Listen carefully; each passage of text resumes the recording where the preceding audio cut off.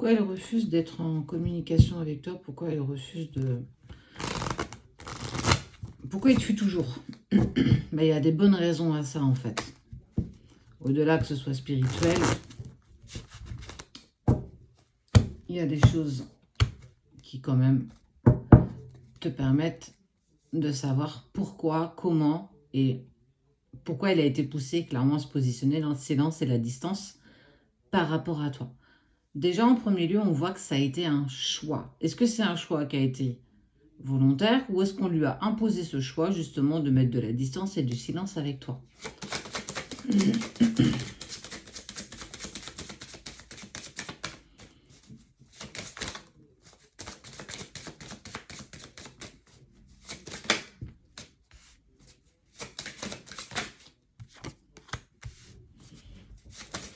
Pourtant, il a toujours besoin de toi. Hein. Tu vibres toujours en lui depuis tout ce temps. Pourquoi t'as imposé ça? Pourquoi t'as imposé cette situation compliquée et douloureuse?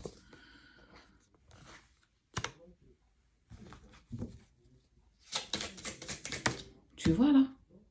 Il prie pour le retour avec toi. Il ne t'oublie pas. Alors, il y a cette connexion d'âme, mais c'est plus facile pour lui de te fuir que d'assumer pleinement l'amour qu'il a pour toi. C'est plus facile pour lui d'essayer de ne pas être dans la résilience. Il te fuit intensément, puissamment, il te fuit de tout son être. Pourtant, il pense à toi. Alors, pourquoi il s'est mis dans le silence et la distance par rapport à toi? Parce que quelque part, on l'a aussi obligé. On l'a... J'ai pas le mot manipulé parce que c'est pas ça. On l'a contraint à te laisser derrière lui. On l'a contraint volontairement à te laisser comme une vieille chaussette. Et on voit qu'il y a quand même une part d'adversité qui s'est mise en place entre vous deux.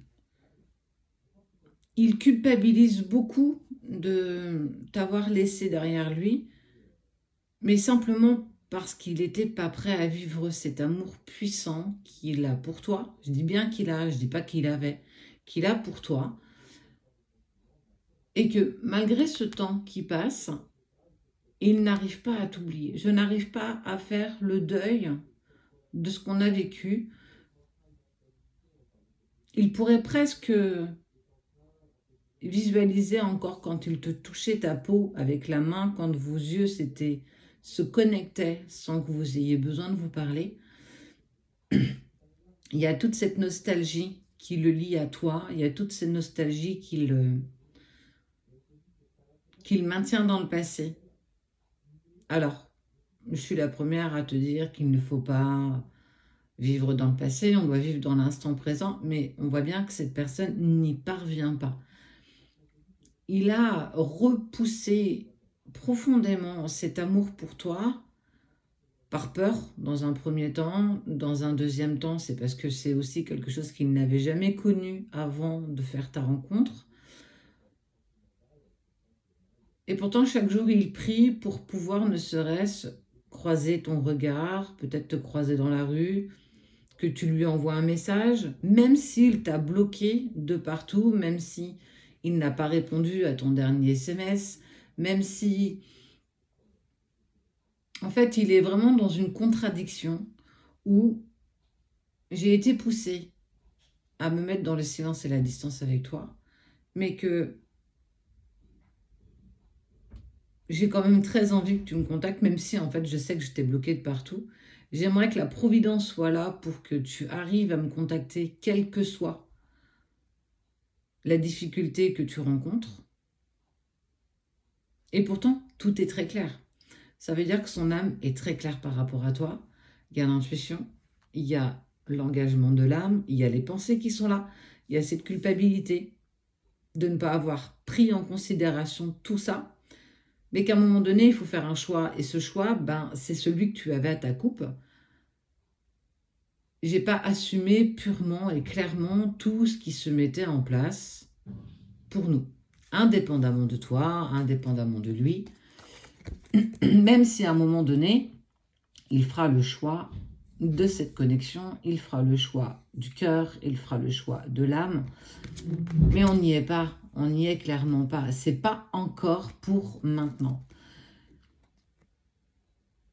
Il essaye de se persuader qu'il peut avancer sans toi, il essaye de se persuader que je ne pense pas à toi, que c'est utopique, que c'est peut-être cette adrénaline de l'impossibilité, de l'inatteignable par rapport à toi. Plus cette personne le pousse dans ses retranchements, plus tu viens tambouriner dans son cœur. Plus elle l'oblige à prendre encore plus de distance émotionnelle face à toi, plus tu prends de la place. Et en fait, on voit bien que la demande de cette personne, ben, ça ne va pas du tout dans le sens qu'elle le désirait. Dans le sens où elle a voulu vous mettre en distance, elle a réussi, mais plus elle impose cette distance, plus elle essaye de le garder à côté de lui, plus il lui file entre les doigts. Et plus tu reviens dans son esprit, dans son cœur, dans son âme, partout. Les moindres centimètres carrés de sa peau, de son corps, lui rappellent à quel point il t'aime. Alors, ça ne fait pas tout. Ça n'empêche pas qu'il y a eu des blessures, ça n'empêche pas qu'il y a eu des altercations, qu'il y a eu beaucoup de tristesse, qu'il y a eu des difficultés, que tu as vécu des choses assez compliquées toi aussi de ton côté. Mais on voit bien que quoi qu'il se passe, quoi qu'on impose, il y a cette distorsion où je te fuis, mais j'ai jamais été aussi près de toi. On m'impose de te mettre en distance, mais je me sens encore plus connectée à toi. Tout ça a un sens, parce que vous êtes en hyperconnexion et rien ne peut vous couper, rien ne peut se mettre entre toi et lui.